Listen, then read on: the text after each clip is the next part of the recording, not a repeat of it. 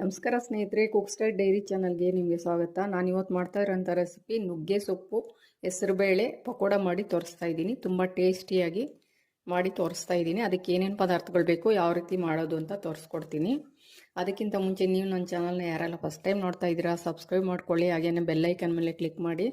ಈಗ ನುಗ್ಗೆ ಸೊಪ್ಪನ್ನು ಒಂದು ಕಟ್ ತೊಗೊಂಡು ನಾನು ಬಿಡಿಸಿ ವಾಶ್ ಮಾಡಿ ಈ ಥರ ಇಟ್ಕೊಂಡಿದ್ದೀನಿ.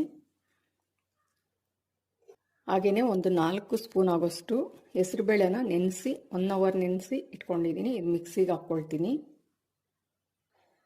ಈ ಥರ ಸಣ್ಣ ಜಾರ್ಗೆ ಸೇರಿಸ್ಕೊಂಡಿದ್ದೀನಿ, ಗ್ರೈಂಡ್ ಮಾಡ್ಕೊಳ್ತೀನಿ. ಅದಕ್ಕೆ ಒಂದು 4 ಹಸಿಮೆಣಸಿನಕಾಯಿಯನ್ನು ಸೇರಿಸಿ ಗ್ರೈಂಡ್ ಮಾಡ್ಕೊಳ್ತೀನಿ.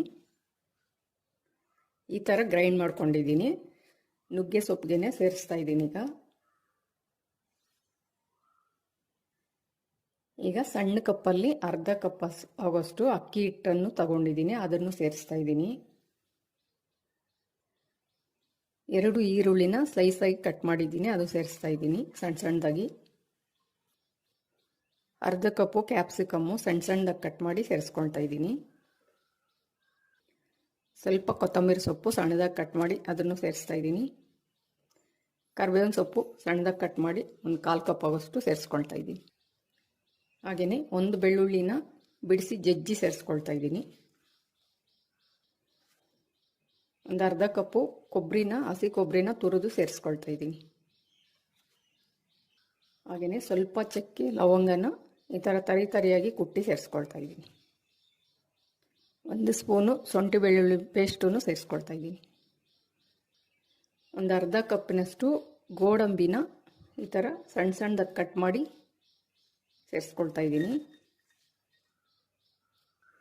ರುಚಿಗೆ ತಕ್ಕಷ್ಟು ಉಪ್ಪು ಸೇರಿಸ್ಕೊಳ್ತಾ ಇದ್ದೀನಿ. ಹಾಗೆಯೇ ಒಂದು ಚಿಟಿಕೆ ಆಗೋಷ್ಟು ಅಡುಗೆ ಸೋಡಾ ಸೇರಿಸ್ಕೊಳ್ತಾ ಇದ್ದೀನಿ. ಈಗ ನೀರು ಹಾಕ್ದಿರಾನೆ ಎಲ್ಲನೂ ಮಿಕ್ಸ್ ಮಾಡ್ಕೊಳ್ತೀನಿ. ಚೆನ್ನಾಗಿ ಮಿಕ್ಸ್ ಮಾಡ್ಕೊಂಡಿದ್ದೀನಿ. ಬೇಕು ಅಂದರೆ 1-2 ಸ್ಪೂನ್ ಕಡಲೆ ಹಿಟ್ಟನ್ನು ಸೇರಿಸ್ಕೊಳ್ಬೋದು. ಈ ಥರ ಸ್ವಲ್ಪನೇ ತಗೊಂಡು ವಡೆ ಥರ ಈ ಥರ ಮಾಡಿ ಎಣ್ಣೆಲಿ ಬಿಡೋದಷ್ಟೇ. ಇದು ರೆಡಿ ಆಗಿದೆ. ಈಗ ಬಾಣಲಿ ಇಟ್ಕೊಂಡು ಎಣ್ಣೆ ಇಟ್ಟಿದ್ದೀನಿ ಕಾಯೋಕ್ಕೆ. ಈಗ ಎಣ್ಣೆ ಬಿಸಿ ಆಗಿದೆ. ಈ ಥರ ಸ್ವಲ್ಪ ತಗೊಂಡು ಬಿಡ್ತೀನಿ.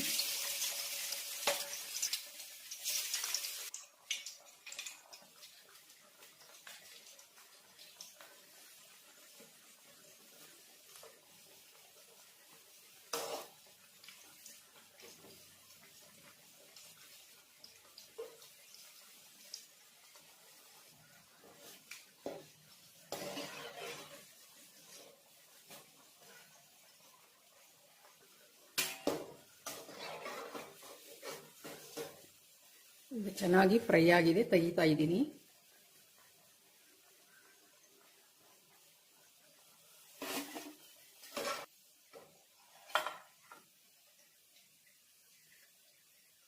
ಇನ್ನು ಉಳಿದಿರೋದನ್ನು ಅದೇ ಥರ ಫ್ರೈ ಮಾಡ್ಕೊಳ್ತೀನಿ ಎಣ್ಣೆಯಲ್ಲಿ. ತುಂಬ ರುಚಿಯಾಗಿ ನುಗ್ಗೆ ಸೊಪ್ಪು ಜಾಸ್ತಿ ಹಾಕಿ ಸ್ವಲ್ಪ ಹೆಸರುಬೇಳೆನ ನೆನೆಸಿ ರುಬ್ಬಿ ಹಾಕಿ ಮಾಡಿರೋ ಅಂಥ ಗೋಡಂಬಿ ಎಲ್ಲ ಹಾಕಿ ಮಾಡಿರೋ ಅಂಥ ಟೇಸ್ಟಿಯಾಗಿರೋಂಥ ಈ ಪಕೋಡನ ಮಿಸ್ ಮಾಡದೆ ನೀವು ಮಾಡಿ ಸ್ನೇಹಿತರೆ. ಹಾಗೆಯೇ ನನ್ನ ಚಾನಲ್ಗೆ ಸಬ್ಸ್ಕ್ರೈಬ್ ಮಾಡ್ಕೊಳ್ಳಿ, ಲೈಕ್ ಮಾಡಿ, ತುಂಬ ಜನಕ್ಕೆ ಶೇರ್ ಮಾಡಿ, ಸಪೋರ್ಟ್ ಮಾಡಿ. ಈ ಥರ ಯಾವುದಾದ್ರೂ ಸಾಸ್ ಆಗಲಿ ಚಟ್ನಿ ಆಗಲಿ ಇಟ್ಕೊಂಡು ತಿಂದರೆ ತುಂಬಾ ಟೇಸ್ಟಿಯಾಗಿದೆ. ಮಿಸ್ ಮಾಡದೆ ಮಾಡಿ ತಿನ್ನಿ.